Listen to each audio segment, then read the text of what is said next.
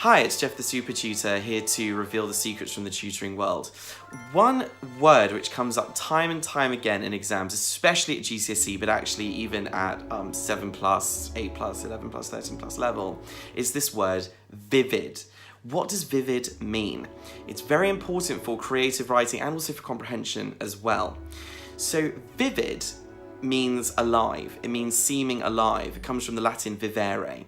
Or vif in French. Anything with viv means living.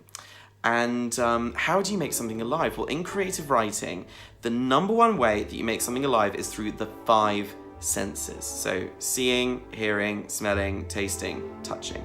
Remember, with things like touch, it can be things like it felt wet, or I felt boiling, it was freezing. You know, temperature can also be touch, doesn't have to just be rough, smooth.